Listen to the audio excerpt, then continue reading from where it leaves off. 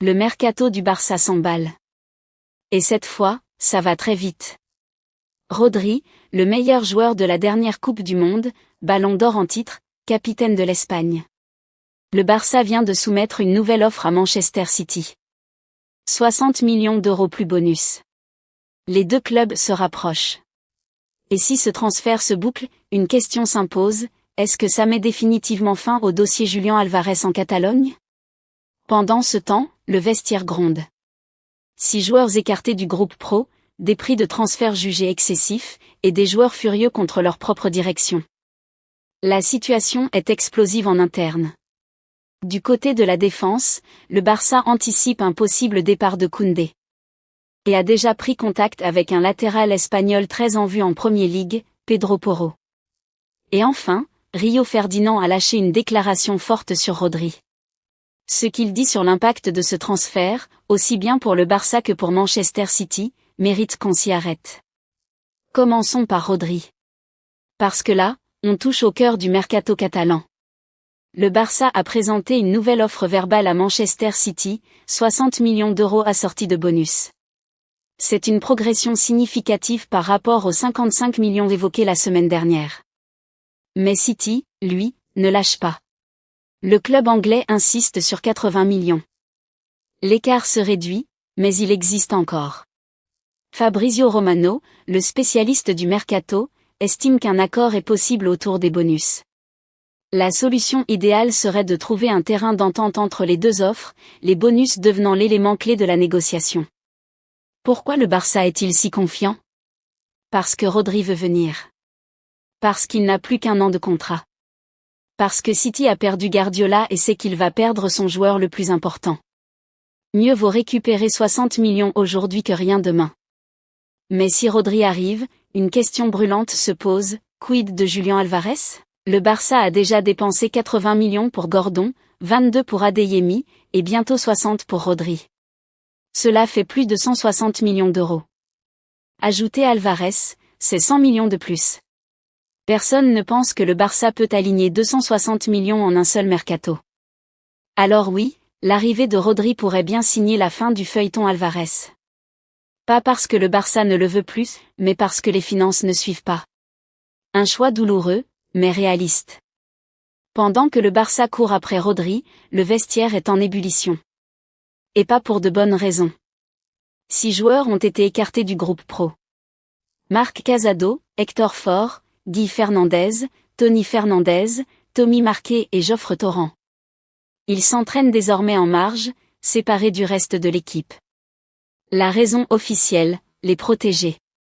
Éviter qu'ils ne se blessent comme Rooney Bardghji, gravement touché au genou lors d'un entraînement intense. Une blessure qui ruinerait leur chance de trouver un club cet été.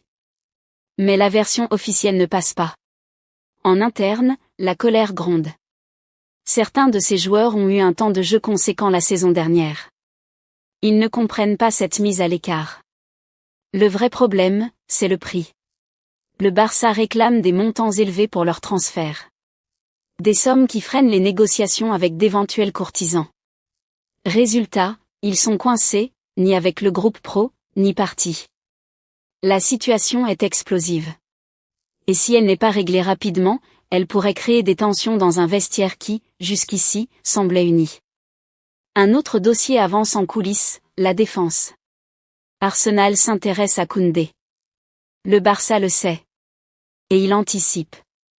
Selon Gérard Romero, le club a déjà pris contact avec l'entourage de Pedro Porro, le latéral de Tottenham. Porro, 26 ans, a été titulaire avec l'Espagne lors de la dernière Coupe du Monde. Il a prolongé à Tottenham jusqu'en 2031. De Zerbi compte sur lui. Mais le Barça le suit. Pourquoi Porro? Parce qu'il est polyvalent. Capable de jouer dans plusieurs postes de la ligne défensive. Un profil qui correspond aux besoins de Flick si Koundé venait à partir. Le dossier n'en est qu'à ses débuts. Mais il montre que le Barça ne veut pas se faire surprendre. Si Arsenal fait une offre pour Koundé, les Catalans auront déjà une solution en tête. Et puis, il y a la déclaration de Rio Ferdinand. L'ancien défenseur de Manchester United a été cash sur Rodri. Selon lui, si Rodri avait été disponible toute la saison, City aurait remporté le championnat. Pas Arsenal. Son raisonnement est simple, Rodri est le joueur le plus important de n'importe quelle équipe au monde actuellement. Sans lui, City perd son équilibre. Avec lui, il est capable de faire basculer une saison. Ferdinand va plus loin. Il estime que City traverse un défi colossal. Non seulement le club a perdu Guardiola, mais il va aussi perdre Rodri.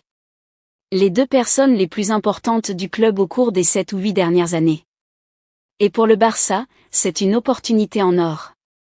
Ferdinand le dit lui-même, si Rodri rejoint la Catalogne, le Barça deviendra un vrai problème pour ses adversaires. Parce qu'avec un joueur de ce calibre au milieu, tout devient possible.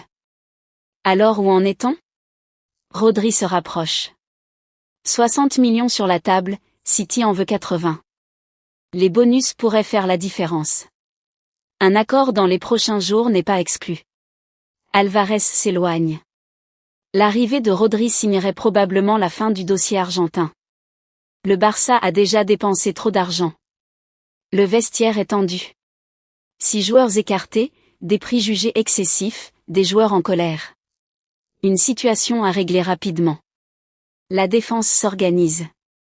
Koundé pourrait partir, Porro est dans le viseur. Le Barça anticipe. Rodri, Alvarez, le vestiaire, Koundé, Porro. 5 dossiers, 5 histoires, une même ambition, construire un Barça compétitif. La question du jour, si le Barça doit choisir entre Rodri et Alvarez, lequel préférez-vous voir arriver? Léké, abonne-toi, et on se retrouve très vite.